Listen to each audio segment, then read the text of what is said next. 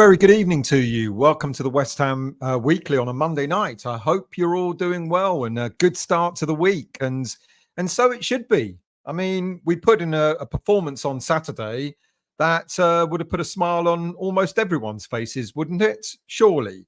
But of course, us being West Ham, we always find a way to try and dampen the enthusiasm and the victory. And what goes on in the back end of West Ham United sometimes leaves an awful lot to be desired. A few weeks ago, we had Spanish journalist Guillem Balaguer putting out cryptic messages on social media about looking beyond the bench for our poor start to the season. And then Fabrizio Romano being the mouthpiece for Tim Steidten, talking about how he distanced himself, Steidten, from the signing of Hunan Lopetegui, and all that sort of stuff. And then last week we had the fallout, of course, between Mohamed Kudus and Hunan Lopetegui. That got leaked as well. And now this week, or the beginning of this week, I should say, we're back to Tim Steidten being unhappy because he hasn't been listened to with regards to us not signing John Duran and Jonathan David and recommending other managers, other coaches instead of Lopetegui. Now, I don't know about you, but I'm frankly getting rather tired of hearing about these stories that are continuing to be a little bit unsettling and continue to suggest that despite managing to get a really well sought after technical director to look after the footballing side of things, we still look and sound like an absolute shambles to the outside world.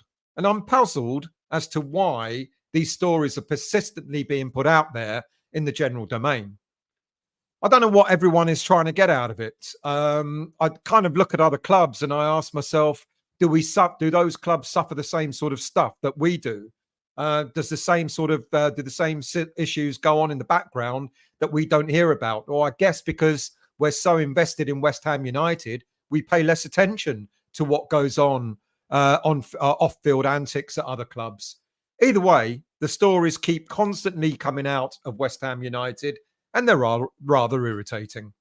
So I'm going to get to those in a minute. If you're new to the channel, please do become a subscriber of the channel. If you're already a subscriber, or if you're just passing through and you enjoy the content, please do hit that like button as well. So I'm going to talk about a number of issues. Obviously, I'm going to go into a bit more detail about the Steidten stuff, and then, other news that have come up this week. And of course, a general look at the club, as well as a relook at the game at the weekend, because let's be honest, we did find something to celebrate, didn't we, at the weekend? But before I do all that, I'm going to go into the chat. First of all, I'm going to give a couple of shout outs. Bear with me, because if I don't write them down, I'll completely forget. So I've got to say hello to Paul, Sean and Aaron, who I met at the Grove at the weekend. Thanks for chatting to me, guys, and for taking photos. So hello to you. Danny and his nephew, Hammer Mark 57, and Darren. Hello to you all. Thank you for saying hello to me at the weekend. Who have we got? Good evening to you, Danny boy, with the loud, bright colours that I wear. I hope you're doing okay, Danny. I hope you're doing okay. Good evening to you, Sean. How are you? Well, on time. I did say this is the new me. I'll be on time. Toha, good evening, mate. Good evening to you, CC. I hope you're well. Left home on Saturday at 7 o'clock, not knowing what to expect, and arrived home at 11 minutes past midnight, feeling elated with what I had seen. Despite having a crap journey there and back, it was worth it. It absolutely was worth it, mate. Toha, good evening, mate. I'm beginning to only care about what happens on the pitch, have little to no interest in all the noise behind the scenes, and I agree with you. Graham, hello, mate. I hope you're well. I believe we are slowly turning the corner, but still some way to go. We're going to talk about that later on, because I was impressed with what we saw at the weekend. I thought we played extremely well. Yes, one could argue it was against a very poor Ipswich Town, but you can only play who you've got in front of you, and you can, really sort of put it to them. And we put them under the sword, didn't we? CC, I'm still on a high, halfway through a bottle of single malt. Keep it positive. I'll probably come down to earth soon enough, but let me enjoy my misplaced happy place a little longer. We should all enjoy it. Good evening to you, Shaky. I hope you're well, mate. Who else do we have in here? Good evening, Chris. How are you, mate? Finally back online after sorting broadband in the new flat. What a nightmare. Welcome back, mate. I hope you're doing well. Good evening to you, Howard. How are you, mate? I hope you're well. Shaky, great save, second half, Areola, Dilat, very Banks, Pele, it was. But he's getting a bit of stick, isn't he? Our dear old Areola. Going to talk a little bit about him later on too. Platinum Finger, how are you? I would prefer if no West Ham player plays international football, and this is why. Dean Ashton's career curtailed after being injured in training for England on this day in 2006. Good evening to you, James. How are you? I hope you're well. Good evening to you, Bill. Hoping to hear a voice of reason behind the alleged power struggle. Can only give you what I know and what I've read, and I can give you my opinion on it. But I'll try my best, mate. I'll try my best. Good evening, Ray. How are you, mate? I hope you're well. Shaky. I prefer it when there was no international breaks and the domestic calendar was uninterrupted. It's awful because we're now in another international break. And then before you know it, we'll be back into the November one as well. It is disruptive. It's not good. Good morning to you, Tony. How are you, mate? I hope you're well. Good evening to you, Tom. I hope you're well, mate. Thank you for joining. Good evening, Lee. How are you? Chris, great performance, but it was only against the Tractor Boy. It was only against them. But imagine if we'd only got a draw. Let's be honest, the only teams that they lost against up until us were Man City and Liverpool. And they made Aston Villa look pretty ordinary in their game before us. So are there easy games in the Premier League? I think it's what you do in order to force the issue.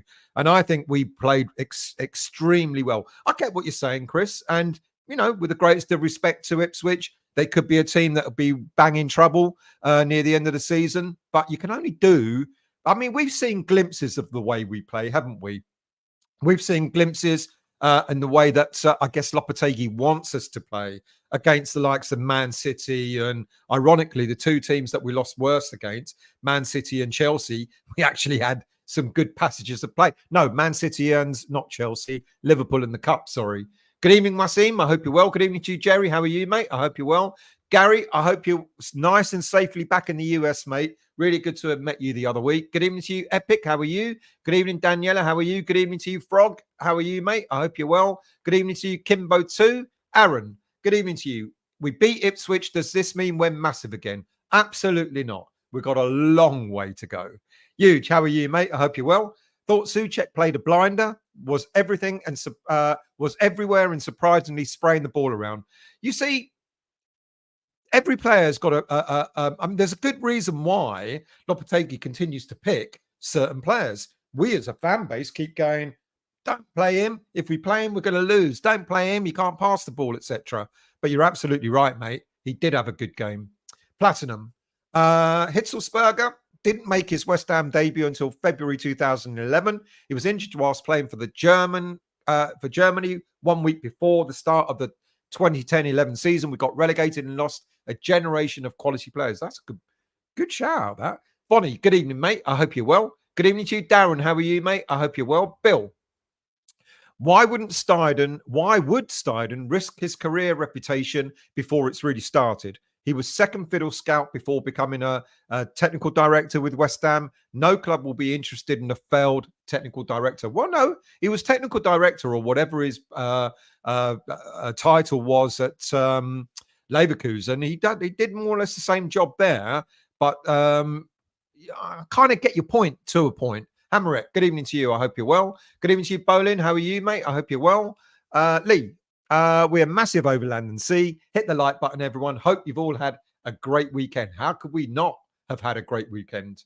Howard, frankly, still, with the greatest of respect, it's all crap. Who's behind it? My monies are on the jealous spuds. Blame them if you don't know who else to blame. That's not a bad shout. Who else have we got? Good evening to you, Lawrence, or good afternoon to you, Lawrence, from Lexington, Kentucky. You getting ready for the big vote next month, mate? Hammerit, still buzzing off our win, a fantastic win, and the Spuds result, obviously. Well, let's not mock them. I hate it when we mock them because they're playing us next and they're going to want revenge. Let's not mock them. We'll mock them after we beat them, but let's not do it beforehand. Andrew, good evening to you. I hope you're well. Mr. Murdoch, how are you, mate? I hope you're well. The reason these non-stop stories keep coming out is because it's kipper season and the journalists need to earn a living. I wouldn't give them another thought. Really good point. Really good point. Bill, Lopetegui and Steidten both have something to prove, to rebuild or build a reputation. Neither have started off convincingly at the moment. That's a really, really good shout. Really good shout. Platinum. Playing for your country is only by invitation, whilst playing for your club is a contractual obligation. FUSC FIFA. Flamer, good evening, mate. Sean, what's the final result? It was 3-2. They lost 3-2. Good evening, James. How are you, mate? I hope you're well. Good evening, Colin. Was a great win and enjoyed it, but not getting carried away yet. Any truth in the rumor about Alvarez being in the swap for Loftus-Cheek? Yeah, I read that today.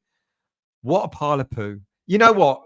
Talking about transfers when the transfer window's only just shut, I don't know, mate. I wouldn't pay too much heed to that. It's possible. It's possible. But let's not worry about it until much closer. It certainly won't happen in January. But next summer, long way off. Darren, was at the game on Saturday. Great performance by Todibo, man of the match. He was absolutely sublime. Superb player. SLM, good evening, mate. I hope you're well. Good evening to you, Foxes. How are you? Good evening to you, Paul. I hope you're well. Frog, shame about the international break. Spud's looking right for a stuff. And this is the thing about international bloody breaks, isn't it? We always do good. Certain players do good. Antonio's the game of his career. And then all of a sudden, the international break comes and kills it all. Billy, good evening to you. I hope you're well, mate. Thank you for caressing that like button. Obsidian, how are you? Let's hope this is where our season starts. I would have said yes until the international break came. That's the annoying thing. Good evening to you, WHK. WHKs, how are you? I hope you're well. Who else have we got? Hammerit. City are the new rent boys for letting go of your young talent. Palmer and Delap this season look excellent. Yeah, and City still look shit hot, don't they? Gary, yes, Del got home on Thursday. It was nice to meet you too. Can't wait to come back. You're always welcome back, mate. Matt, good evening, mate. What's going on with the Tim situation? Please, going to talk about that in just a moment when I get through a few more comments. Huge. Man City using lawyers to cheat their way to the top at everyone else's expense. I'm going to mention that too. I've got some details about that as well. Scott, Tim Steidten can never be the problem. We all know it's Sullivan. Steidten actually gave us hope. Ironically, this time round, Scott, as much as I love it to blame it on Sullivan, I can't, especially with the stuff that I keep being told and the stuff that I'm reading about. And you start putting, two and two together and you start saying to yourself, actually, this time round, I can't blame Sullivan, ironically. Andrew, Ipswich had 4 consecutive draws before they played us. They had been in decent form and it was a great win. Please for Lopetegui. Absolutely agree.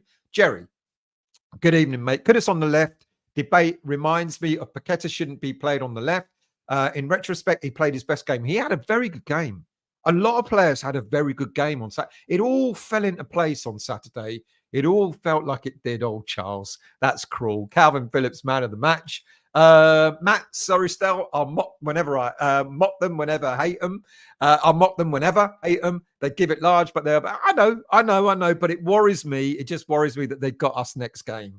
That's the thing that worries me. Stephen, Pollard, Stephen, Suchek, good game. Had a shot straight after, fluffed a 6-foot pass. Doesn't matter. I actually think he played really well, and I'm glad for him as well. Finn, good evening to you. Do you think Calvin Phillips' best performance first time this weekend?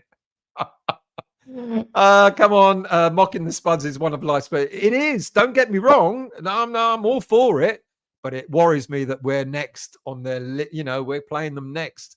It ain't gonna be easy. It ain't gonna be easy. Good evening to you, Trudge. How are you, mate? I hope you're well. Good evening to you. Oh, bloody hell, have you finished already? What's going on here? It's 9:15, Nigel. Have you done the podcast already? Still, like the Waltons, with all this hello to everyone, mate. Got to say hello to the audience. That's what makes the show. David, good evening to you. Afternoon from there you go. There's an afternoon from Calgary, Alberta. Was pleased with the result and the performance, and hope we can kick on from there. Fingers crossed. Matthew, good evening, mates. We live in a post-truth world. If the press can lie about politics, climate, etc., they can surely lie about a few blokes who kick a ball and the other blokes who tell them how to kick it. Good point. Stu, not Stu. Spurs fans were quiet at work today. I had to go looking for them. CC. Steidten has done well. Todibo, Kilman, Rodriguez, Somerville, Wan-Bissaka, and hopefully Fulkrug when fit. And Guilherme will become a West Ham legend. Galispera, mate. How are you? I hope you're well. Andrew, Spurs will be tough, but still look flaky. If we're on it, we can definitely come away with something. I'm going to go to that game expecting us to win. John, you don't beat any side 4-1. We beat a side that walked the championship and have improved. Let's not keep running down opponents. They're not a bad side. They are not that bad, but let's give them respect. Absolutely. Absolutely. Colin. Todibo was man of the match for me. Pure class and calm and comfortable. Been waiting for him to consistently be playing in a back four. He looked absolutely superb. He absolutely did. Right. Let's get back to this whole issue with Steidten, shall we? To me, I wonder if it is beginning to sound like a bit of a power struggle. But then who's the power struggle against? As far as we know it, Tim Steidten has got total freedom to do what he wants, or what he believes, should I say, is right for the club on the footballing side of things, especially when it comes to things like player transfers, both in and out of the club. And then, with all this stuff that's coming out, you ask yourself, well, has he actually got as much freedom to do what's right? I believe he's been backed by the board. I know a lot of people don't like it, but the board do spend money. I've always said that the sports has always in the past, they spent money, but not wisely. But that's what he's been brought in to do. He's been brought into science, to sort of put some kind of a decent approach to our transfers. So I think he's been backed. And when you think about, the first signing of the summer to an unknown 18-year-old, let's be honest, how many of us heard of Luis Guilherme before he got linked to West Ham United? So he was back for that to the rate of something like 25 million pounds. If that's not putting trust in Steidten, then I'm not sure what is. And now we kind of hear, like I said a moment ago, that we've got people doing their talking for them. Balage is briefed by Lopetegui and or Lopetegui's entourage. You've seen Balage come out in social media sort of backing Lopetegui. We also know that Sullivan has his own array of individuals who speak for him on social media. And we also know that Steidten has got Romano, and every time we hear Romano putting something out about the club, you can bet your bottom dollar it's coming from Tim Steidten. So how does this benefit anybody? What does it do to benefit them? The trouble is with so many variations of one story, our fans just don't know what to believe and what not to believe anymore. Let's take, for example, the John Duran case. Prime example, in the same week, we heard something like 3 different versions of what happened in the transfer window. We heard that we bid £35 million, which was £5 million under Aston Villa's valuation. We heard, according to Romano, clearly Steidten, i.e. via Steidten, that we bid £43 million with a sell-on clause. And we also heard, under other sources, that apparently Aston Villa wanted anything up to 60 million for the player, including add-ons and a buyback clause. I mean, the story has gone from one extreme to another.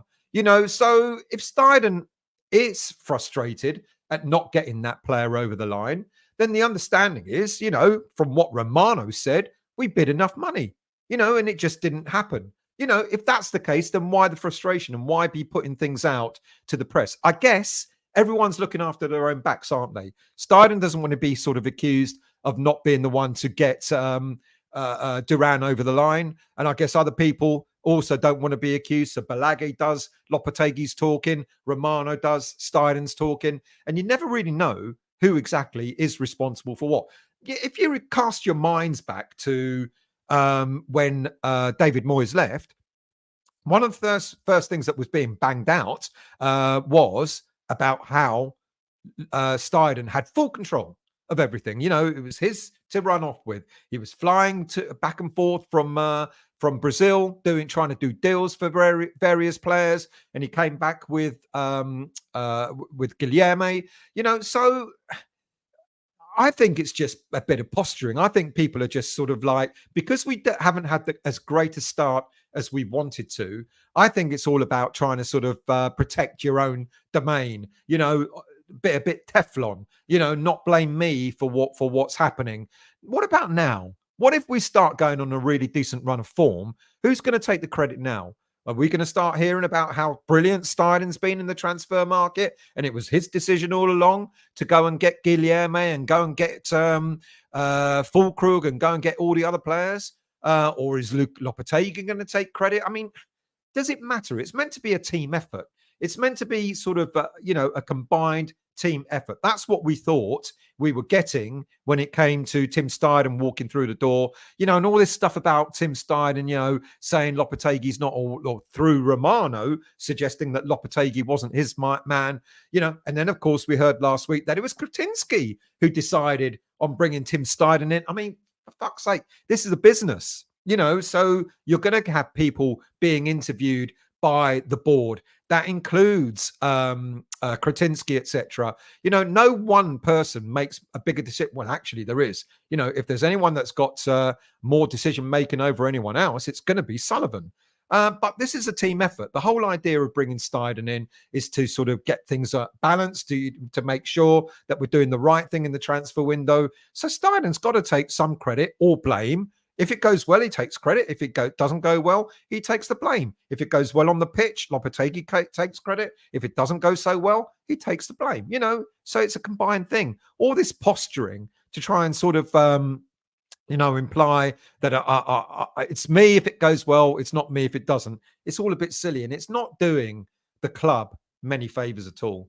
It's never a dull day at West Ham United, is it? So what do we believe? I don't know what to believe, or which one of these stories you sort of led to believe. You know, and I just think, as people have been saying in the chat, take it all with a little bit of a pinch of salt, and let's focus on what's going on the pitch.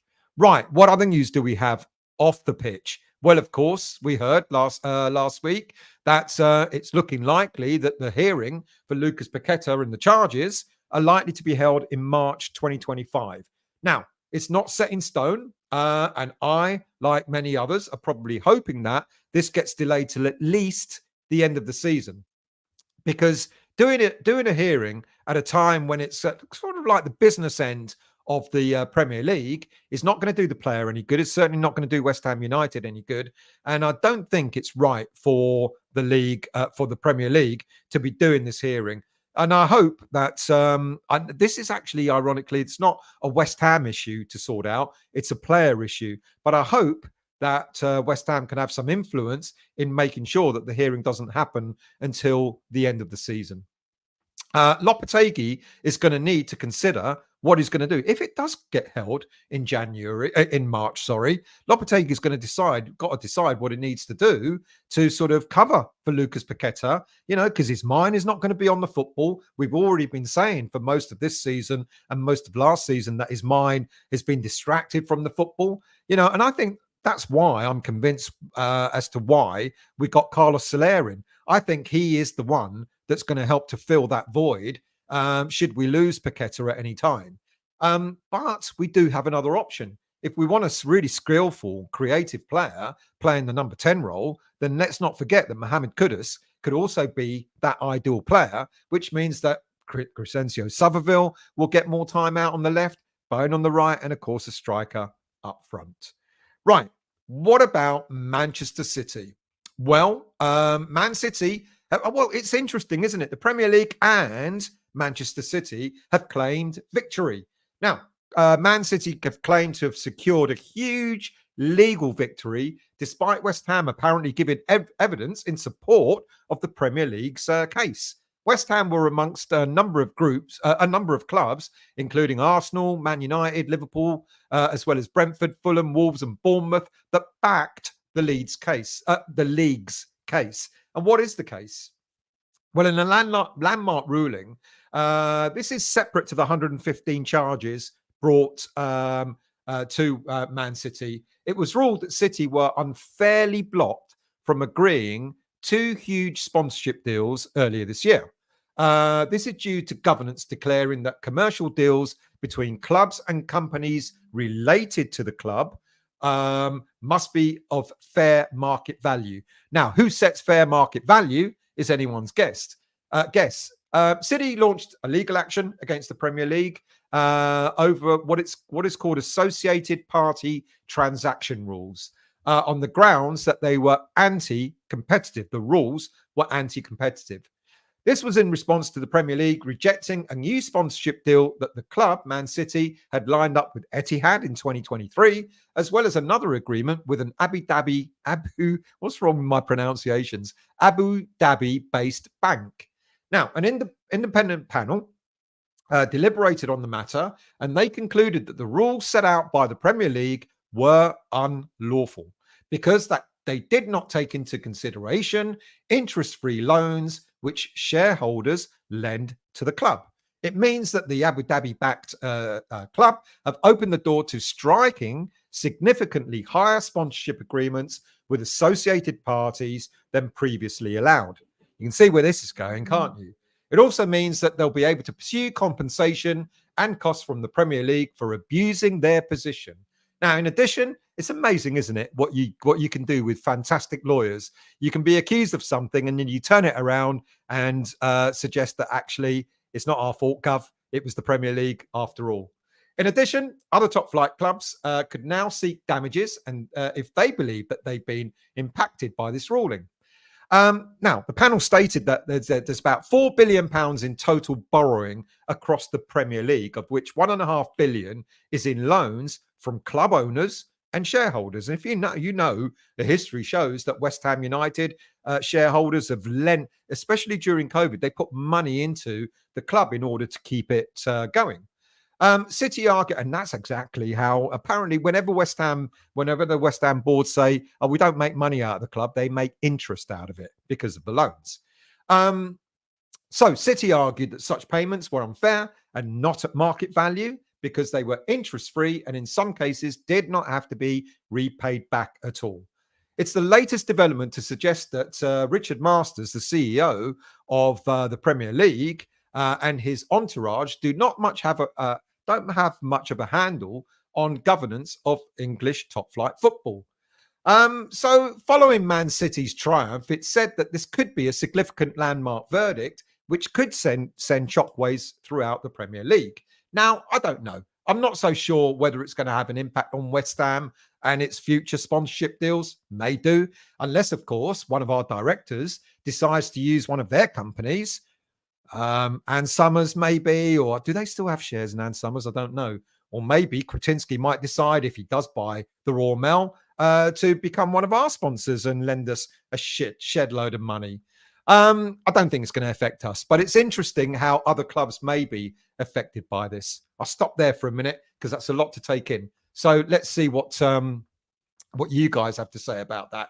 Colin, Todibo was man of the match. Look, pure class and comfortable. Been waiting for him to consistently play in the back four. Did I already mention that? My apologies if I repeated that.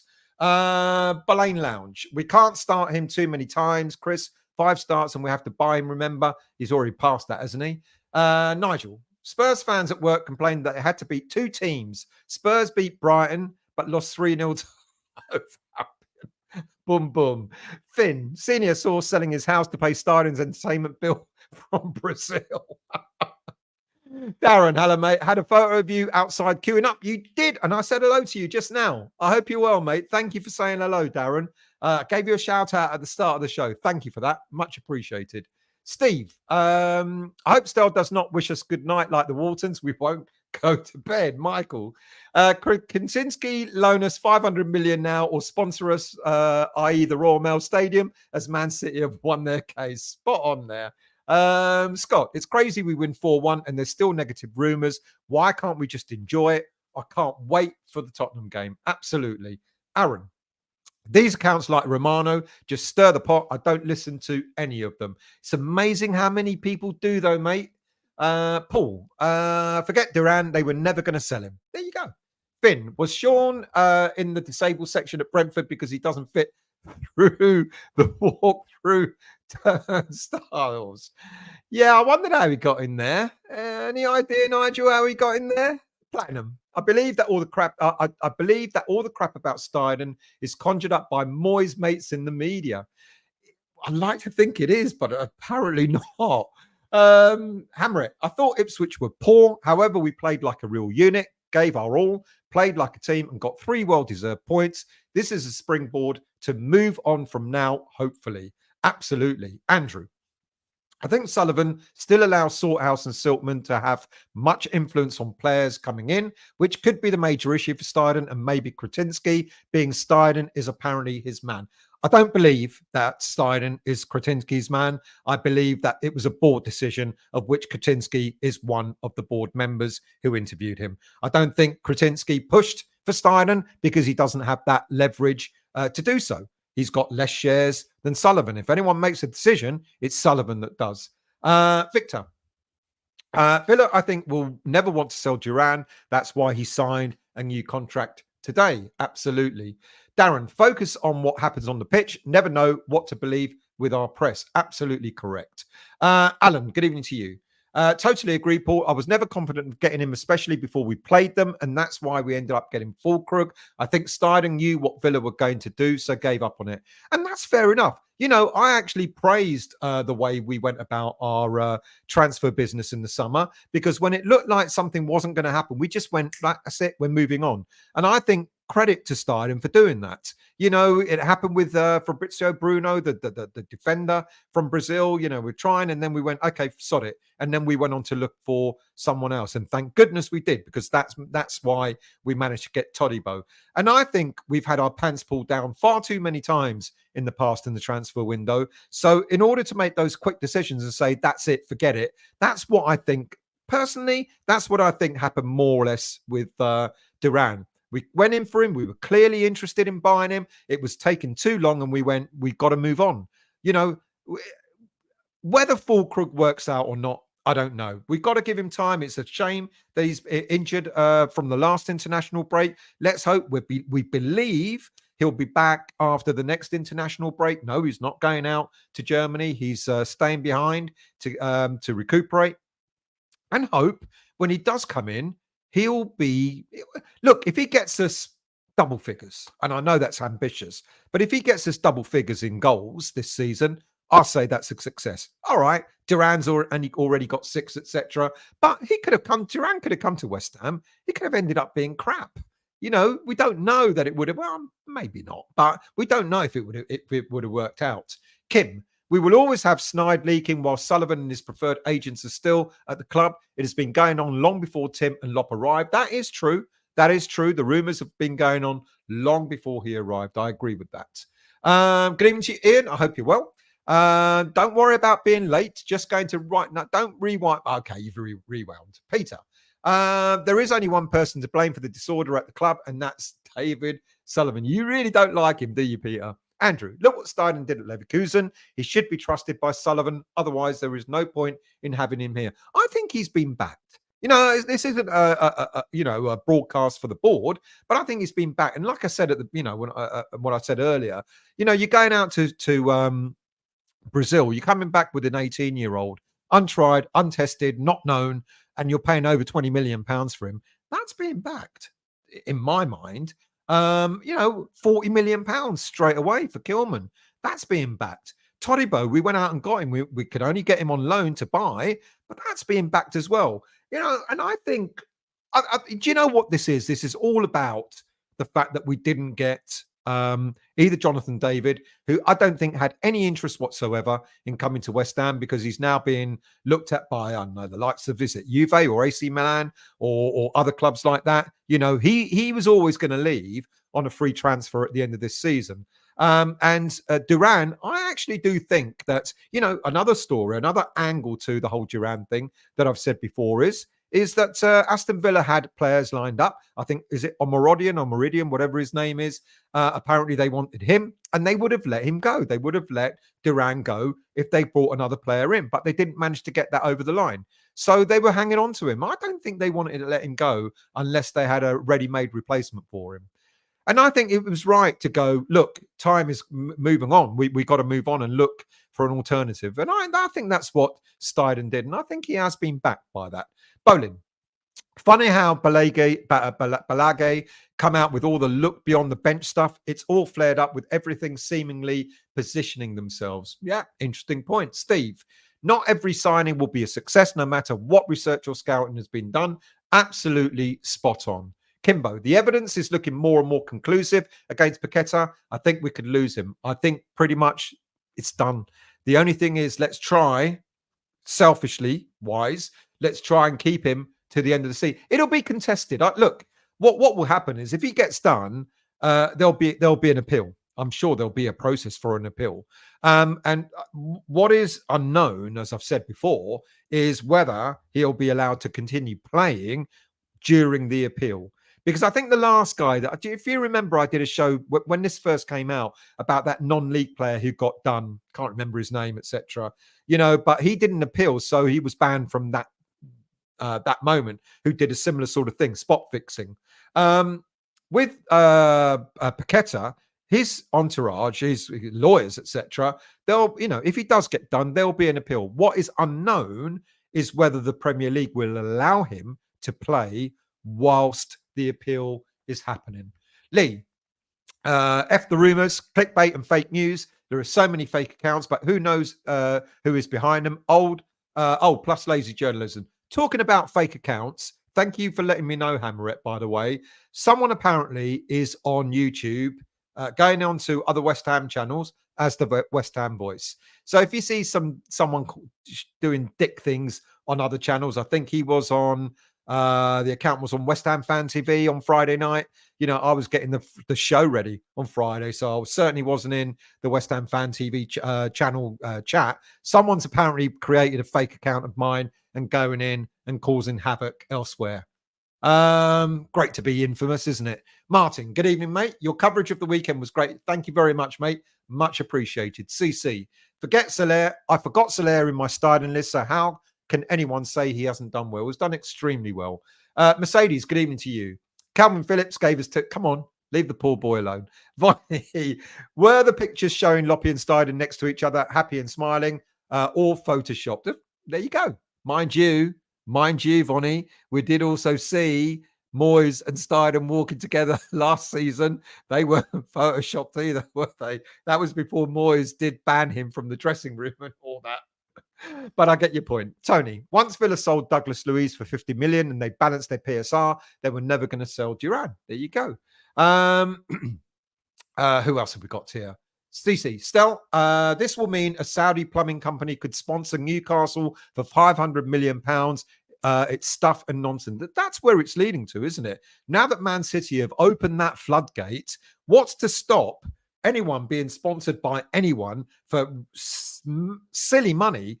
This is it, isn't it? It could happen. Mind you, we'll still get, I don't know, Dagenham Motors or something like that to come back and sponsor us for $500,000 a year, you know, when everyone else is getting 500 mil a year. No disrespect to Dagenham Motors. Do they still exist? Don't know. They do. Darren. Phillips definitely played well for us on Saturday. Makes a change. Andrew was impressed with Delap on Saturday. We'll keep an eye on him this season. Could be a decent replacement for Antonio if Ipswich go down. Sponsored by Royal Mail. The banter would be awful. Can you imagine? Oh, yeah. I think they should sponsor my channel. Always delivering late. Be good, wouldn't it? Be perfect. Sean. Sponsored by Royal Mail. One of Sully's Bongo Mags. Hammer 84. When's Nigel on next? Well, he was on Friday with me. Unfortunately, I won't be able to do a Friday night live this Friday. I'll be away. I'm taking my very own international break as well. Now, 260 people watching. If you are new to the channel, please do hit the like button. And if you are new to the channel and if you're not yet subscribed, please become a subscriber. John, good evening to you. Late to the party. Duran just signed until 2030 with the Villa. I know. I don't think they were ever going to sell him. All the other social media stories are crap, in my opinion. Darren, I think Lopetegui giving Kudus an ear bashing helped wake him up this weekend. Shame it's the international break. I think it might have woken all our star players up, to be honest with you. Darren would just like to say how nice it is to watch a channel with positivity and have a laugh. Keep up the great work and thank you and well done to you. Thank you very much. I really appreciate that, Darren. Trudge, we could have a shirt sponsor like the one of those comedy pennies that look like a pair of breasts. I'll get done for chauvinism or something if I put one of those on. Aaron, could imagine West Ham having a big dilly on the shirt. Daniela, Newcastle can all sponsorship. They can have all the sponsorship they like unless they start winning trophies or change the wage structure. They're not going to get any top players signing for them. Oh, interesting. We're the same though, aren't we? Jerry, our best players played like that for first time this season. Ipswich were overwhelmed. Good point. Yeah, I think our players really they did really well at the weekend. Gary, an ITK on KUMB saying Fulcrum might need an operation and could be out till January. I heard a slight rumor about that. Haven't had it corroborated yet, but there's a possibility of that. If it was as serious as was first mentioned, then yes. But we keep being told, and maybe they're just trying to keep it under wraps, but we keep being told that he should be back sooner rather than later. We'll see what happens there. Andrew, Spurs, 1 point. Man United, 3 points in each. Forest, 1 point would be 5 points, but collection of points from these guys. Mate, I got confused. Spurs, 1 point. Man United, 3 points. Forest, 1 point would be 5 points in total from these games. No. Why not go for 3, 6, 9 points? I'm greedy, you see. Frog, walking out in gimp masks would make the opposition. Hervey, don't know where you're going with that. Colin, still, if we play like I know we can, I believe we are capable of winning the next 4 games. Looking forward to playing the Spuds and the Manx. Have they sacked Ten Hag yet, or is it close? Usual. I'm wondering if all these leaks is a ploy for Steidten to escape from West Ham. I did think that, to be quite honest with you. That crossed my mind as well. I thought, I wonder if that is what he's doing. Maybe he's angling for a move out. Don't know. Matthew, did I read that Paqueta will be allowed to play in Brazilian league if found guilty? Not true. If he gets found guilty, it's worldwide. So him going back to Brazil makes absolutely no odds. So no, unfortunately, that is not, well, not unfortunately, it's not the case. Tony, can we loan City lawyers for Paqueta's case? Then can buy him. They can buy him from us for 85 mil. Good shout. Kim, even if Fulkrug does not get loads of goals, having a proper striker in the penalty box will still occupy defenders and create space and chances for others. Yeah, good shout. Absolutely, good shout. Martin, Paqueta should employ the Man City firm of solicitors. West Ham boys imposter, probably flawless. Nice one. Aaron, I knew it was a fake account. He was making sense. Thought to myself, that's definitely not Stell. Gary, thank you for that, Aaron. If Paqueta played for Man City, he would have got off with it. Absolutely, he would. Colin, let's pick up your comment. I heard that Villa changed the goalposts on Duran and they wanted 60 mil. Exactly. So many different stories coming out on it. Let's forget about that. Let's move on. Darren, sorry to hear about your fate. That's all right. The only one. Thank you. Just hit the like button. Thank you very much. Really appreciated that. Kim, it's most probably is still posting after he's tanked up on Lamprey. Kimbo, it couldn't have been you, Stel. You would have made a mistake. You would have missed it. Simon, good evening, mate. I hope you're well. Let's enjoy Saturday's win. We need something to cheer us all up. Great show Friday night with Gary and Nigel. I enjoyed that. Yeah, it was a good night. That was. Jerry, if they have text to Paqueta's uncle, it will be bad. But if not, it's merely circumstantial. I can't help feeling, and I don't want to think it, but I think he is going to be guilty. Doogie, good evening, mate. I hope you're well. 3 points, so not whinging. Good evening, mate. Well done. Frog, hammer and blow like that. Hammer and blow that like button bubble for the Chan guys. Thank you, mate. HVNY, good evening to you. I hope you're well. Tadebo's dangerous, gives me that classic style West Ham feel. He was superb. Do you think we will have Red Bull sponsorship? Do you mean Red Bull? I wouldn't say no. Right. Is this a fake account or not? I don't know. Even Estelle, can't believe that people are making fake accounts pretending to be us. That's probably a fake account. So there you go. Who else have we got here? HVNY. Guilherme, for the short amount of time he's had, looking lively. I thought he looked good. DeCanio, good evening, mate. How are you? The United Nations of West Ham social media. Everyone's mate. Thank you. Hammer it. It seems Loppy. Good evening to you, Tasha. Welcome. Good evening. Hammer it. It seems Loppy has brought libido through at the right speed, allowing him to adjust to the Premier League, hoping after seeing that short stint of Guilherme that we'll get much of the same. Imagine if Guilherme starts getting more game time and he becomes our Duran. Now imagine that. Wouldn't that be great? Obsidian.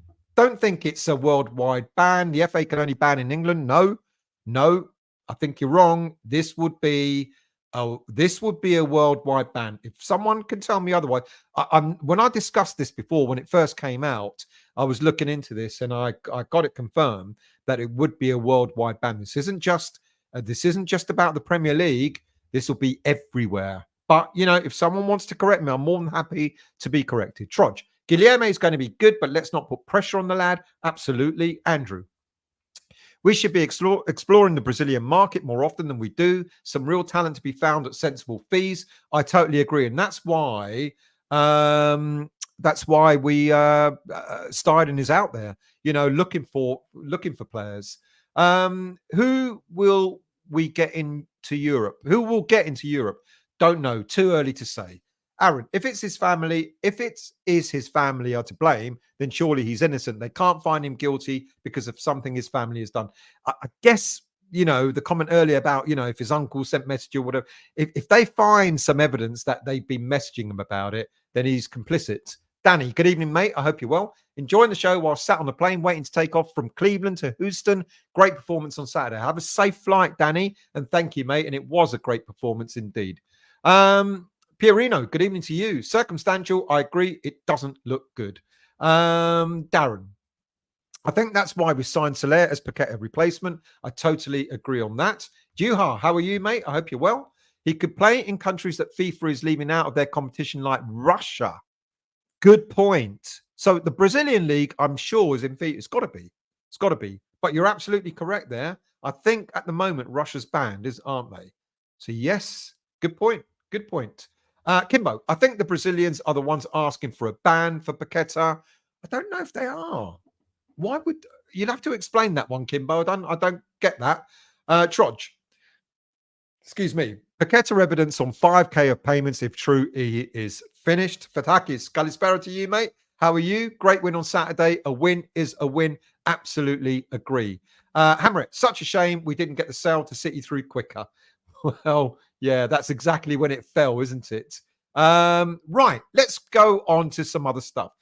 A quick roundup, and then I'm going to come back to a few other main points and then look at the game at the weekend as well. So bear with me. I know some people like this and some people don't, but this is West Ham after all, and the women's team are included in this. So they had two games last week. The first was against Portsmouth in the Women's League Cup, where they thrashed their opponent 6-1 in a fantastic attacking display.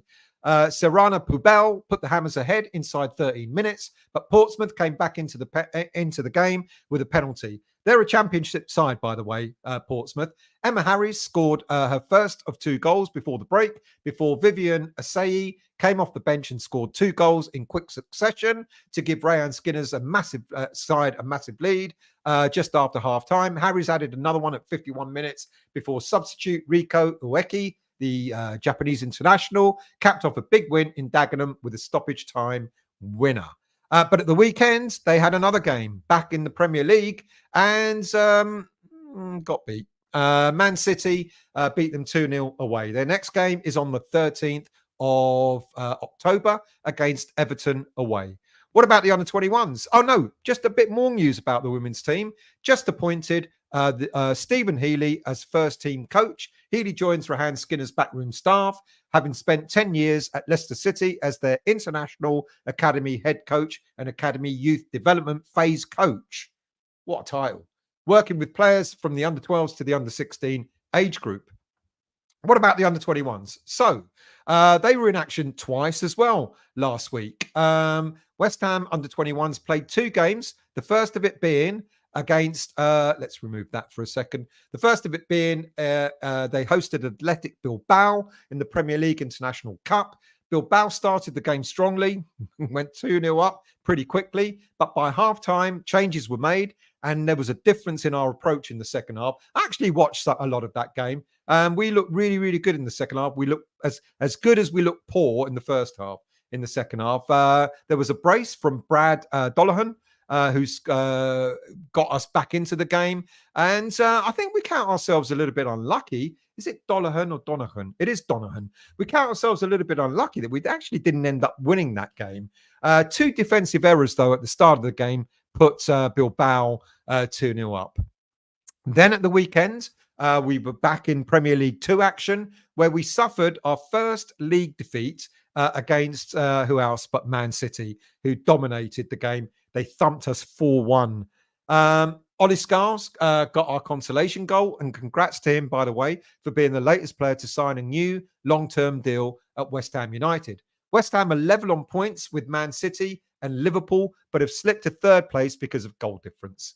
Now, this season in Premier League 2, it used to be split. I'm sure, pretty convinced it used to be split into North and South leagues, but it's just one league of 26 clubs this season. So it's going to be a real test for West Ham against the likes of Man City, Liverpool, under-21s and so on. Some loan watch. A lot of players out on loan. 8 of our West Ham players out on loan were in action at the weekend. First off, of course, I'm sure you've all heard about it by now. James Ward-Prowse endured a dramatic afternoon as Forest battled a 1-1 draw against Chelsea in the Premier League. The midfielder played 78 minutes before receiving a red card for a second bookable offence following a handball incident. I don't know if you saw it, but he kind of fell and then he just went and grabbed the ball. It seemed a little bit odd. He wasn't fouled or anything. He seemed to trip and then just grab the ball. But anyway, despite being reduced to 10 men, Forest held on for the rest of the 90 minutes, even though there was a 13-minute stoppage time. 13 minutes of stoppage time. But they still secured a point at Stamford Bridge. That's not a bad result for them and for James Ward-Prowse. Naifa Gerd was in action for Real Sociedad, who held title challengers Athletic Madrid to a 1-1 draw. They conceded early in the game, but they got back into it, and Gerd was denied a goal by some remarkable goalkeeping. He's having, here's the irony, a really good time over in Spain. Who would have thought that, hey? Anyway, Kurt Zuma's Al-Aroba fell to a 3-0 defeat against Cristiano Ronaldo's Al-Nassr. And back in England, Freddie Potts goes from strength to strength, impressing again for Portsmouth in the middle of the park in the EFL Championship. He played the full 90 minutes, the 3rd time in consecutive games. Portsmouth will be disappointed not to have secured their first win of the campaign, having controlled most of the game. Despite missing an early penalty, they took the lead but had to settle for a 1-1 draw against newly promoted Oxford United. He is looking really, really good. Really good.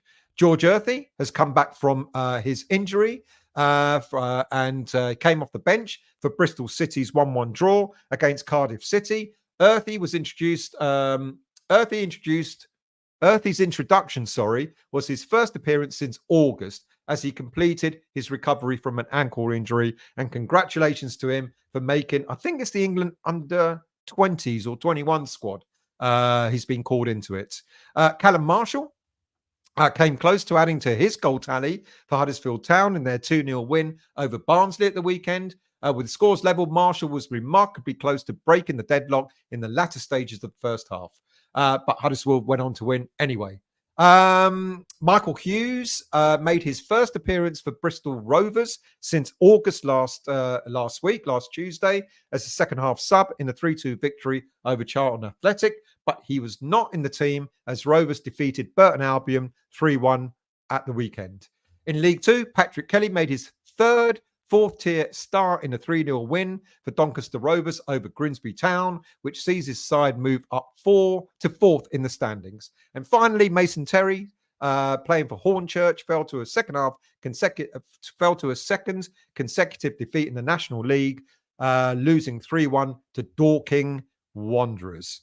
Right, need a breather. Let's do a few more of your comments, and then we'll go into the game at the weekend and get your thoughts on how you felt, how the game went, and who your best player was.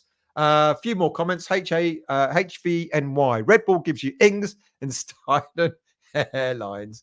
Darren, I think that's why we signed Soler, as a Paqueta replacement. I've done that one. Oh, slipped up. Good evening, Mr. McLaren. Good to see you at the weekend. Recovered from it. It was awful. We went for a curry after the game. It was really... should have just missed out the middleman, really. HVN9, let's hope there's no incident with the injured nationals or our burnouts returning to West Ham. Well, it's going to be, don't you? Ryan, aren't British clubs banned from dealing with Russian clubs? If so, how would Paqueta get there? If he's... good point. That is a good point. Well played. I didn't think of that. Let's scroll down. Who else have we got? Keith. Match fixing is an offence under the 2205 Fraud Act, and if guilty, will get at least an FA ban. In some cases, a lifetime ban in all leagues will apply. I thought so. Thank you for confirming. Terence, Paqueta has done nothing wrong until proven guilty, so he might not have done anything. Well, might not have, but that's going to be down to the panel that's going to review his case. Kim, well done, West Ham women's team. No shame in losing to Man City away. Agreed. Bowling Lounge. Paqueta is not accused of match fixing, though. It's spot fixing Paqueta is accused of. It is spot fixing, and it's very, very different, and it could result in a lifetime ban. Trudge, we need a left back, but now Scar's being converted into a midfielder. He's playing extremely well in midfield. Trudge, he's doing really well. I don't know what yes it was, but thank you for agreeing with me. Colin, my team to play the Spuds. Oh, okay. Areola, Wan-Bissaka, Kilman, Todibo, Emerson, Soler, Alvarez, Somerville, Antonio, Kudus up front with Bowen on the right side. Antonio, I'm going to talk about him later on, mate. Jerry, thank goodness NHL ice hockey is back this week. Will help with the international break. I don't care because I will be miles away from the UK, sunning myself. Usual. Well-known team in the 80s had match fixers. Liverpool, anyone? Different, though. Spot fixing is very different to match fixing. But what are you accusing Liverpool of? Steve, I hope Potts makes it. Love watching his dad. Absolutely. Terence, international crap. What? For Greece and Finland, waste of time. But we're going to have Mavro playing at Wembley probably at the weekend or Friday, is it? Well, whenever they're playing. Apache, Arthur Masuaku played 90 minutes for Besiktas, 4 tackles, 1 foul for the sake of completion. Oh, Arthur, I miss him. I always had someone to blame for our awful performances in defence. I don't have that anymore, do I? Trudge, seems the Irish lads... Oh, let's get that. I've forgotten I had that still on. Trudge, seems the Irish lads are more ready as they played versus adults in Ireland. Yeah. Marshall. Who else is in the senior team? 1 or 2 of our West Ham under-21s are in the Irish team, aren't they? Colin, my other team, Areola, Wan-Bissaka, Kilman, Todibo, Emerson, Alvarez as a sweeper, Paqueta, Soler, Guilherme, Bowen up front and Kudus. Wow. Mr. Ford, how are you, mate? Do you know what I've got, Mark? Do you know what I've got? Hang on a minute, mate. I've still got this for you. And I don't know if you remember. I've got to show you. I hope you're well over in Aruba, mate. I hope you're doing well over there. I've still got that I've got to send you. It was a package sent for the winners of the Europa Conference League. I've got to get this. I've got to get this sent to you. I've had it sitting there for ages. So my apologies, Mark. I'll get it sent to you. I hope life is well in Aruba, mate. I hope you're having a great time. When are you coming over? You've got to come over for a sort of short visit. I know you said you never will, but you got, haven't you? Who else we got? Vonnie. What has happened to Kadua at Wickham? Is he injured? Doesn't seem to get any game time. He's not injured, and that is really disappointing. He hasn't played. Well, I think he had one sub appearance since he's been there. It's a real shame when a young player goes out on loan and doesn't get played. It worries me because I think he's a really, really decent footballer. And the whole idea of sending them out on loan, Vonnie, is for them to get game time, and I'm disappointed for him. Darren, will Ward-Prowse be quitting football and joining the rugby league instead? Graham, got to disappear now. Great show. Safe travels and enjoy it. Thank you very much, Graham. Really much appreciated. Terence, Thursday and Sunday England play. That shows how interested I am or disinterested I am. Would anyone be upset with me if I cheered Greece against England? Actually, it's not my country, so I don't know why I said that. You know, if it was Cyprus, it would be something different, I guess. HVNY, Masuaku did land that screamer at Chelsea a few years back against Chelsea. That was ultimate P-take, and it wasn't meant. Mind you, he did it again. Maybe that's what someone was alluding to earlier on, because he did something similar at the weekend, didn't he? Keith, spot fixing and point shaving are both included in the Fraud Act 2006 of match fixing. Trodge. No Irish team. Kelly and Marshall played versus adults before they came to our Premier League 2. In their league. Yeah. Got your point. Thank you for correcting me there. Glad's all good, mate. Good to see you here. Bill. During the warm-up on Saturday, I noticed we were practicing attacking from the wing. Bowen was putting in crosses or cutting back, watching on oncoming players trying to hit the target. Not seen that before. And we scored a goal with a header, didn't we? Kimbo, hasn't it been proved that money has changed? Has it been proved or hasn't it been proved that money has changed between Paqueta's uncle and Luis Enrique? Well, this was another story, wasn't it? That apparently Luis Enrique, who is another player who's charged for spot fixing, apparently got money from someone in Paqueta's family. I didn't know it was his uncle. Funny, that was the two players involved in the bet. That still doesn't prove that Paqueta is guilty, but it's not looking good. Andrew, as good as that win was, still lots of hard work to be done, especially with our midfield. Against better opposition, we're still vulnerable. Spurs will be a big indicator. Good point. Who else we got? Foxes. He did not mean it. He did not mean it. Foxes. Masuaku meant that and he put it in with his mind. Shaky. Though I thought Areola was unlucky for the Ipswich goal struck hard and low and a cruel bounce. He's getting a bit of stick at the moment. Mark, I'm not coming back. Waiting for the next European tour under Loppy. Well, I'll see you on the European tour then. Right. Okay. Let's go into a very quick break and we'll talk about the game in a bit more detail at the weekend.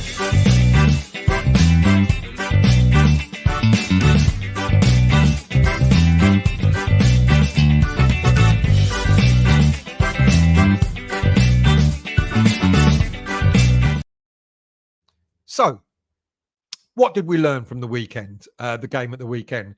Well, one thing that we certainly learned is that we can play as a unit. We can play as a team.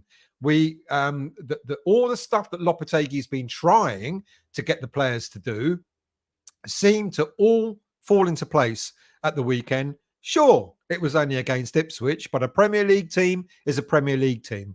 When we saw the lineup, I guess there was a little bit of concern. It was exactly the same lineup that started against Brentford the weekend before, and it had to be changed, didn't it? Because we weren't being effective. So fair play to Lopetegui in some terms, because at times we kind of sit there and we go as fans, what on earth is he doing? Why Turn that off. Sometimes we go, what on earth is he doing? Why has he picked the same team? Why is it that, what is it that Lopetegui can see that we can't?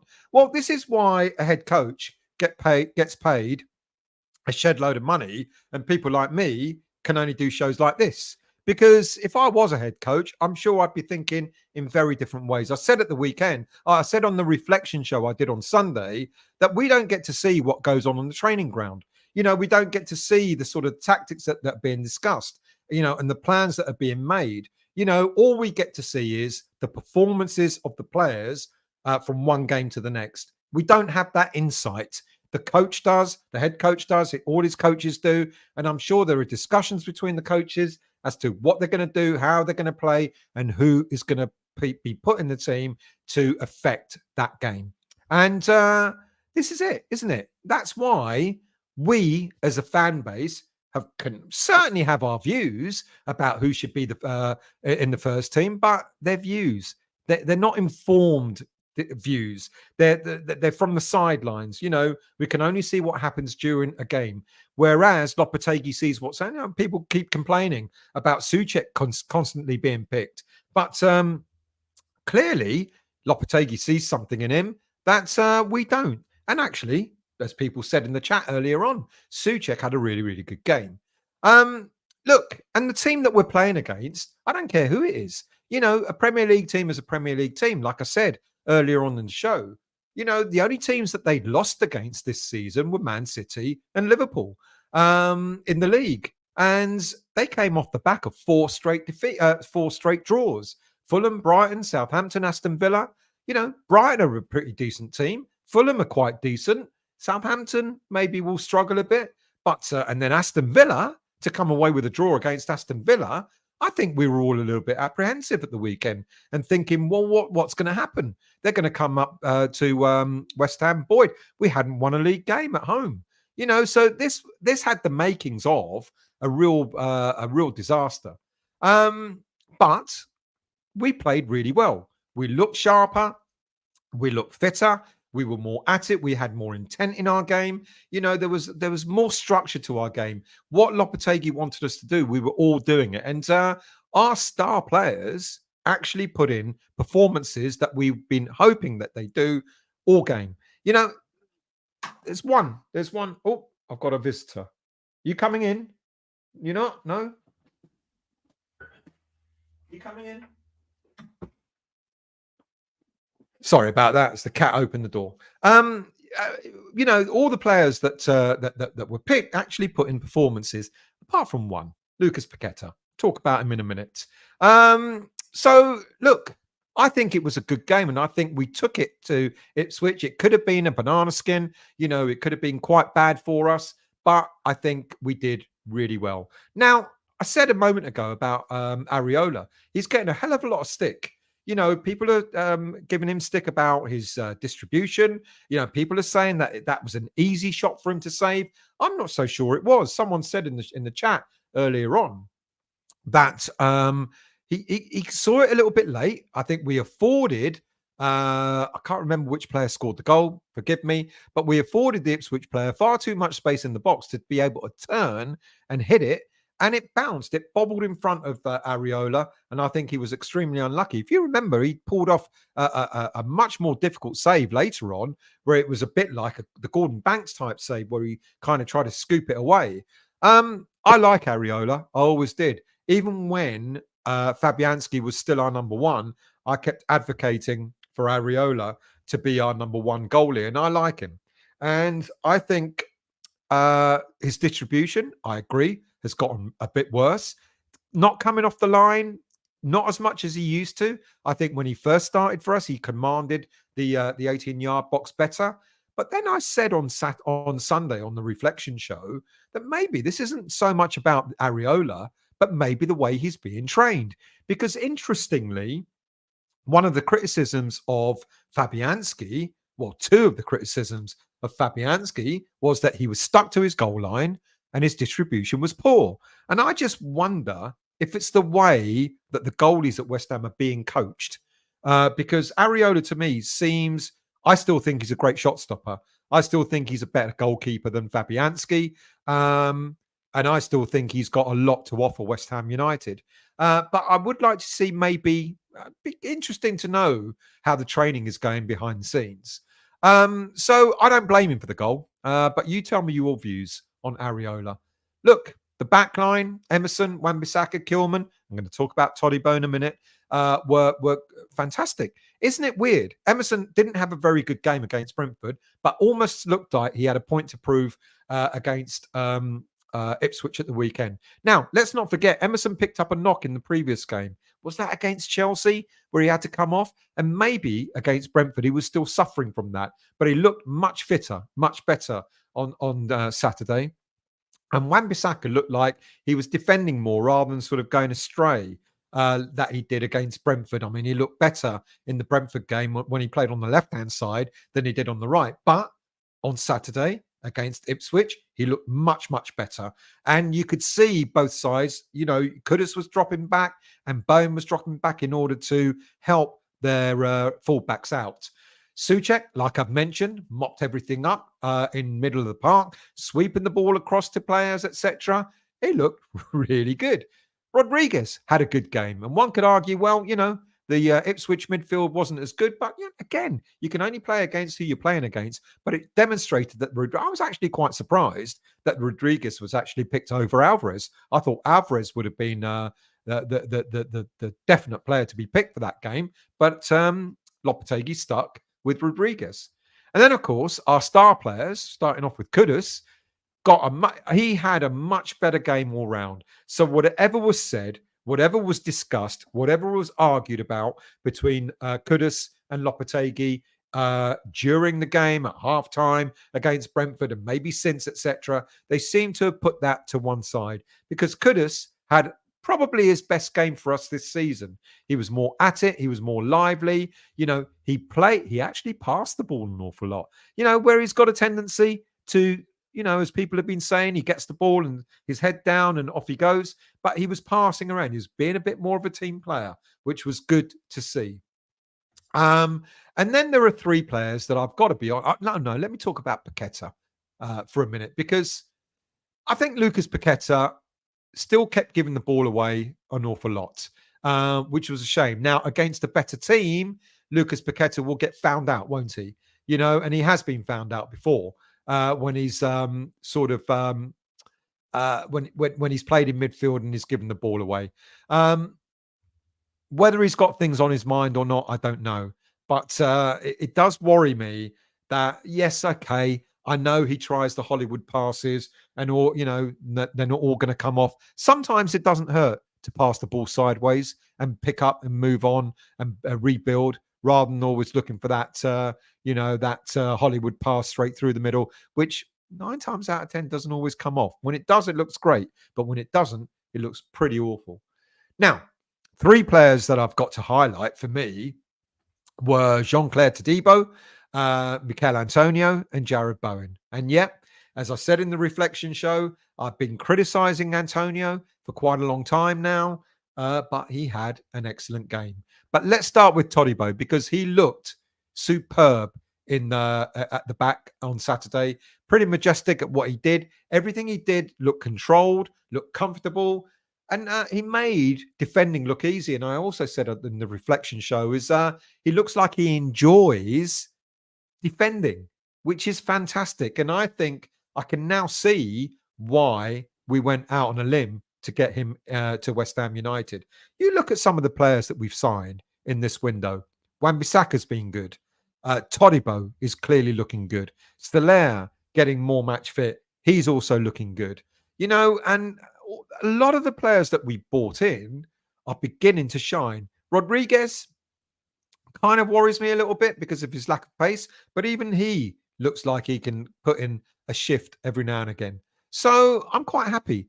There's only one player at the moment, well, 2 maybe, Fulkrug and Guilherme, that we've not seen enough of so far. But, you know, with the likes of Todibo, I think he is a superb defender. He can only get better, I guess. And well done to him for the game, for the shift that he put in. Jared Bowen, you know, could have easily dropped his head after not being selected for the England squad. But he reminded Lee Carsley of what he's capable of. brilliant solo effort in between 2 assists, a vintage goal that he scored, but then he created 2 other goals as well. And he too, alongside the likes of Kudus, they're the players that we want to really sort of get going. And it's such a shame that the international break is now here, because that just ruins it a little bit, doesn't it? Because had it been Spurs this coming weekend, I'd have been really confident. I just don't like the international break breaking things up. And let's be honest, Mikel Antonio had his best performance for a very long time in a West Ham shirt at the weekend. He looked sharp, he looked fit, he looked really up for it as well. And it's now a shame that he's off to with the Jamaica squad to play against Nicaragua this coming Friday morning, and then Honduras in the early hours of next Tuesday. And we always know that when he goes out to play international football, he doesn't come back 100%. He flies God knows how many thousands of miles. So will Paqueta, so will Alvarez, so will a number of our players flying out to join their national teams and coming back, and they're just going to look a little bit more fatigued, just a little bit tired. But this is, like I said in the previous after the previous international break, we now have a squad that are beginning to demonstrate that they're more than capable of stepping in. So if Paqueta is tired, we've got a player like Soler who can step in. If Antonio is tired, fingers crossed, we may have Fulkrug coming out. I don't think Fulkrug will start that game against Spurs, but we've also got perhaps Danny Ings. I'm not so sure it's a kind of game for Ings, but again, I'd put Kudus up there. If Antonio comes back a little bit tired, then put Kudus in the middle or put Bowen in the middle and play Somerville. So we've got a squad that we can actually utilise if 1 or 2 of our players come back a little bit fatigued. But all credit to Antonio. It was one of the best games I've seen him play in a West Ham shirt. He looked really, really good for the 70 minutes that he was on. And I've got to give Lopetegui praise for the fact that he gave Luis Guilherme his start. I think he looked sharp. I think he looked up for it. He looked at it. He looked really keen to get involved. And, it puts, all that doubting about why did we spend all this money on this player? All right, he's got a lot to prove. He's still only 18 years of age. Probably only see glimpses of him here and there. But it was the right time to put him on and introduce him to West Ham United and the fan base. So well done to him for that. Overall, the game was really good. It was controlled all the way through. The disappointment was that we couldn't keep a clean sheet, which is a shame. And I love to see us get 1 or 2 clean sheets throughout the season to give us that bit more confidence. But there's nothing I could say was really poor in the game. We controlled the midfield. We were comfortable at the back, and we actually took them. Took the game to them. And finally, we're beginning to see our front line. It was great to see all our front pairs scored. Paqueta scored, Kudus scored, Bowen scored, Antonio scored. It was great to see every one of our front players getting on the score sheet, because that will build the confidence as well. It's such a shame now that we've got the international break, but there you go. Darren, why do other channels give Souček a lot of hate? He's been great for us. I don't know. I don't understand it. And you know what I'm like? If a player has played well, I'll call it out that they played well. If a player has played poorly, I'll call it out that they played poorly. Even I got to the stage at the end of last season where I said, maybe Souček, he's not going to last. With all the players, all the ball-playing footballers that we've got coming in, we've got Alvarez, we've got Rodriguez, we've got Soler, Paqueta, etc. I said, I don't think Souček's going to get a look in. But fair play to him for being able to demonstrate that he's just as good as the rest of the squad. Ryan, we all know that by 2030, the London Stadium will have been renamed the King Arthur Stadium in homage to the great man. Foxes, imagine that. I'm not having none of it that it clicked into place. What clicked was Phillips. I'm having it. I think it did click into place. I think, and I don't agree with that we were poor in the first 30 minutes either. I think we do take time to get warmed up, absolutely. But I think we were in control of that game. Andrew, is the pressure off Lopetegui now, and will he be given the season now? No, the pressure is absolutely not off Lopetegui. He's got to now take that sort of game to Spurs. and he's got to bring that game back against Man United at home. The season's not over. We've got many games to go. And what we want now, we want to see consistency. We want to see that kind of football consistently throughout the rest of the season. Lee, what does that say about our goalkeeping? I mean, he's been around quite a few years at West Ham, but I do wonder, am I wrong in thinking that? I don't know. Has he always been this bad? I don't remember Areola. Great shot stopper, but distributing the ball, really poor. He's got worse. And coming off his line, maybe not commanding his 18-yard box as much as he should. Terence, when I saw that lineup on Saturday, I thought, no, not Antonio. Am I dreaming? I said the same thing. Souček is decent. I thought Antonio was decent. Keith, if we can merge the skills of Areola and Fabianski, we would have the perfect keeper. Good evening, John. How are you, mate? I hope you're well. Later than me. I hope you're well, John. Platinum. The thing I don't understand is why is our top goal scorer from last season taking the corners, considering he's hopeless at it. He's not great at it, is he? Antonio Frog was good for 40 minutes max, in my opinion. Okay, fair enough. Platinum. The thing I don't understand is why.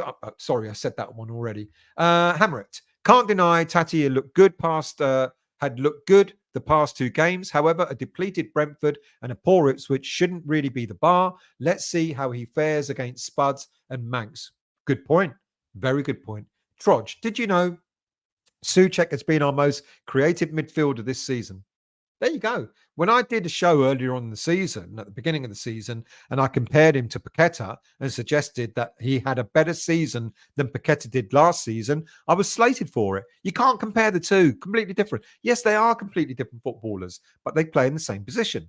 And there you go, Trodge. Thank you for that.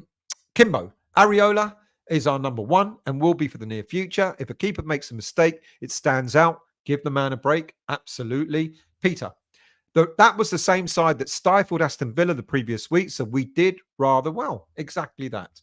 Terence, 1 game out of 7 he's been decent, not good. His legs are going as he gets older. Thought Danny Boy was going to start, but good win though. Absolutely. This is why I'm not getting, with the greatest of respect to Antonio, this is why I'm not getting completely carried away, because I want to see, not only do I want to see a consistent West Ham team, if Antonio still gets the nod to start, I want to see more performances like that against Ipswich. Andrew, Antonio has been a fantastic servant. I know he blows hot and cold, but he's still an important member of the squad. And you've hit the nail on the head there. An important member of the squad. Do I think he should start? I'm not so sure. Kez, be prepared for more cat bum on camera. He's gone. He came in, put his head in, and off he went.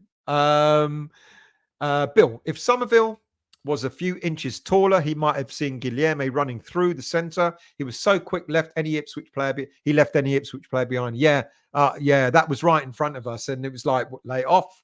Because I was saying, my God, if Guilherme gets it and scores on his debut, what then? Trodge, it shows how bad the creative midfielders have been this season. What, because Souček has been the best? Well, it's unfair on Souček. Bolin. Pulled off a great save and then punched the corner.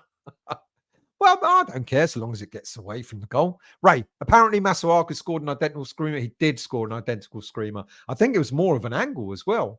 Danny Boy, you're still singing, mate. Hang in there. I hope you're well. Ryan, Areola is one of the best shot stoppers in the league. Actually think Delap done really well to wrong foot him. Terence, I'm not saying Ant-Man hasn't been good for us since we got him. He's been good for us, but he can't go forever. Antonio, you're talking about? Yeah, he can't. We do need a replacement. Wes Foderingham is waiting in the wings. That doesn't fill me with a lot of enthusiasm.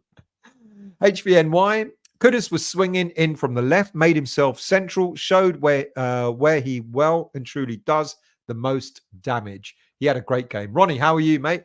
Hopefully it's all coming together. Happy belated birthday. When was it? Saturday? Or was it last week sometime? Colin, Stell, I have to admit, when Ipswich got the equaliser, I did feel a bit nervous. So did I. 6 minutes in, I thought, is it going to be one of those games again? But thankfully, it worked out well in the end. Want more of Guilherme? We may well see more of Guilherme as well. Andrew, Rodriguez had his best game for us on Saturday. He played well. The whole team played well. The whole team did. Eddie, good evening to you. 7 games in. Come on, troops. Keep the faith. Absolutely. Aaron, just Moyes wanted to spend 40 million on him.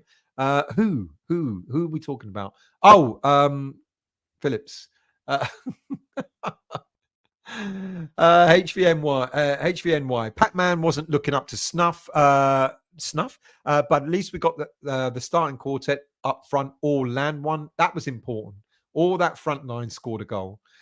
Kimbo, I think Paqueta is his mind is on other things at the moment, like job interviews. Keith, give me a little bit. You carry on singing, people. You all carry on singing now. Let's scroll down. Hemrat, Emmy was much better on Saturday too. Backline is looking great. He did well. Or everyone did. I can't think of a player that had a bad game apart from Paqueta losing the ball. Richard, when I first started going to the bowling ground in 68, Trevor Booking was just beginning to come through. My dad's mate Ted was not impressed. That man is pathologically slow, he declared. And look how he turned out to be. Martin, Kilman was a fantastic signing. Absolutely. And isn't it great that Kilman is a fantastic signing, and yet we're talking about many other players now having great games. Kilman now, he's gotten to the point already. Don't know how it's happened, but he's gotten to the point already where the expectation is, he's going to have a solid game. And now we're talking about players around him. Todibo and Rodriguez and Soler when he comes on, and players like that. All of a sudden, we're talking about all these players being good. Fingers crossed, people, that it continues that way. Trodge, I got taken into dressing room and other areas as a small kid by Frank Lampard and saw Trevor Brooking on the treatment table. How great was that? Must that have been? Hammer it. I wonder if we will give the armband to Kilman next season. Vocal and experience in captaincy. Think Bowen may feel it is too much pressure on him. Do you know what? Someone said it doesn't matter who's got the armband. If you want to shout and scream and all the people are around, you do it whether you've got the armband or not. Green Street Greg, good evening to you. Delap is the type of player we should be looking at. Antonio with skill. Andrew, Lopetegui is basically, that's a good point. Lopetegui has basically got a full squad to work with for the next 2 weeks, which is good news. How many are away? I haven't really counted. I know Mavropanos is away. I'm pretty sure Paqueta's going away. Alvarez is with Mexico. What's his name's going to be with Ghana? It's going to be quite a few away. Excuse me. Keith, it shows how times have changed. The man is pathologically slow. These days is you useless C. Oh, you know what? Imagine if someone like Brooking was in today's game. Would he be today's... No, I'm not going to say it. I'm not going to say it. I'll get slated. Kez, is that who you think should be our captain, Happy? Kilman. Kilman would make a great... But like I said, if you want to shout and scream at your players and tell them what to do, you don't have to be wearing the armband to do it. Colin, Antonio pointed out to players in particular that he feels has improved.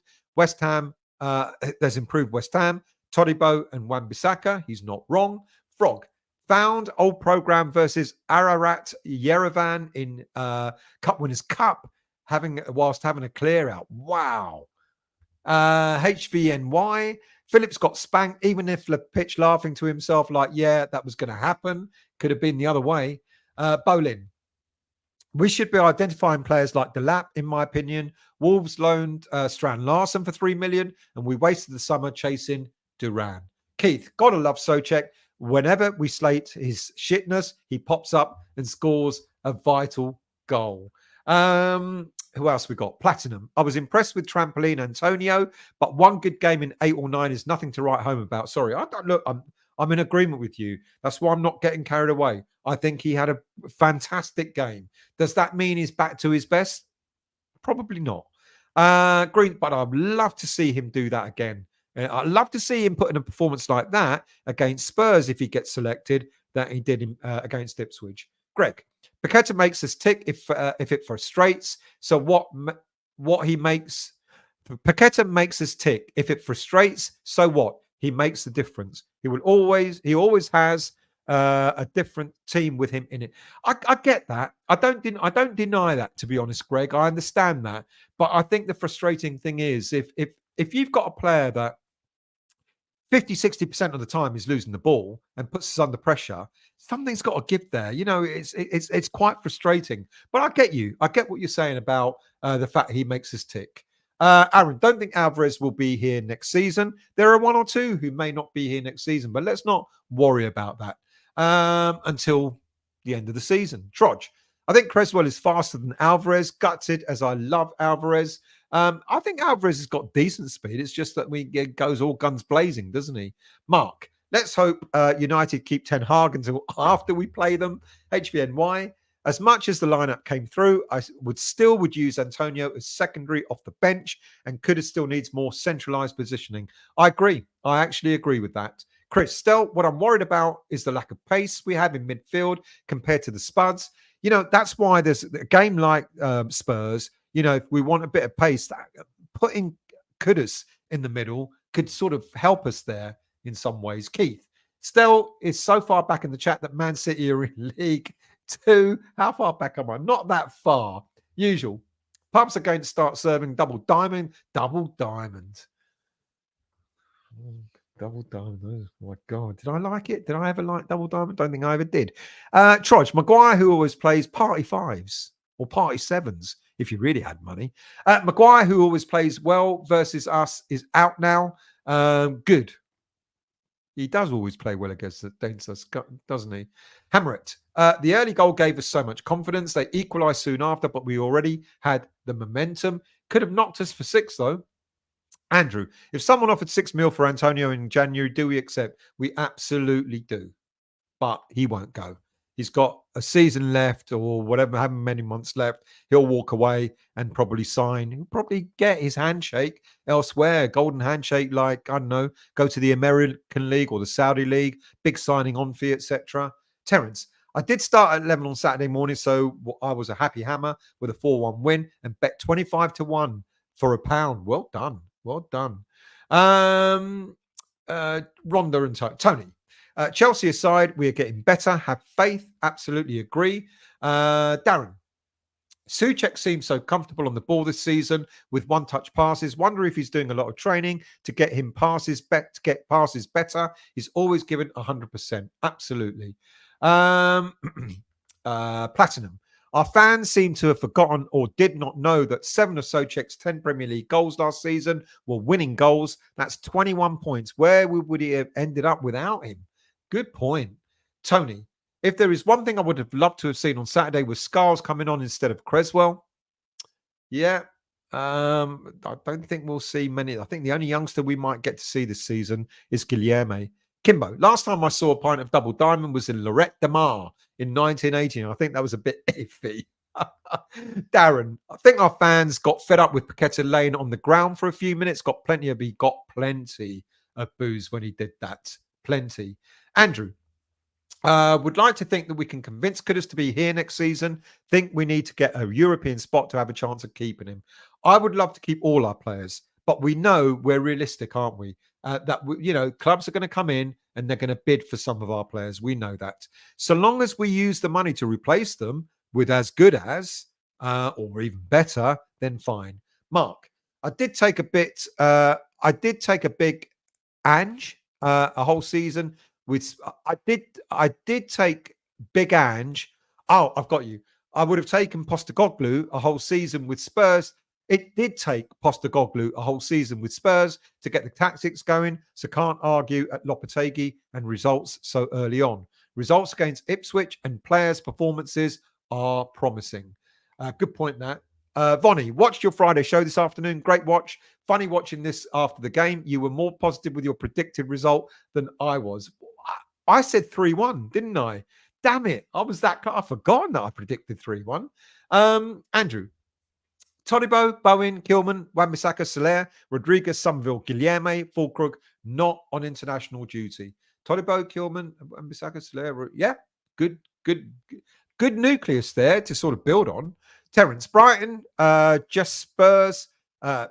Beat Spurs on Sunday. Spurs always ship goals. They've been doing it for years. Let's hope they ship a few more in a couple of weeks' time. James versus Spurs. Souček, no thanks. Brooking was slow, but he had great vision and skill. Good night to you, Lee. Thank you for joining. Always, mate. Really appreciate your support. Have a good night. Keith, the Roundhouse at Barking was the last place I had a pint of double dime. I thought there was only one Roundhouse in Camden. Didn't know there's a Roundhouse in Barking. What else we got? That's it. I've caught up down to the bottom. Well, people, right. It's the international break. If there is anything worth a draw against Spurs will be a good result. Yeah, I'll take that, but I'll take a win even more. If anything breaks between now and the time I go away on Thursday, I'm not going to be back until the early morning of the Spurs game.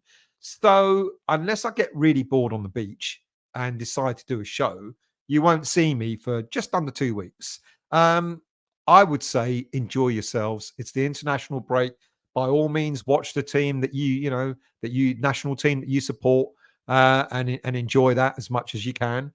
But kind of nice to take a little bit of a break from West Ham and all the shenanigans that are going on.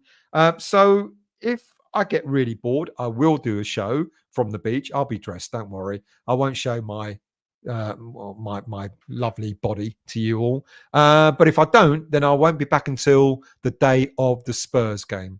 So I wish you all a happy. Where I'm off to, I'm taking the missus somewhere special because it's a special birthday. So I'm not going to tell you because you think I'm loaded. But anyway, have a good break. Enjoy yourselves with the international break. I'll be back very soon. And thank you for watching. Thank you for commenting. Always a pleasure to have you all on Monday night. And I'll see you all very soon.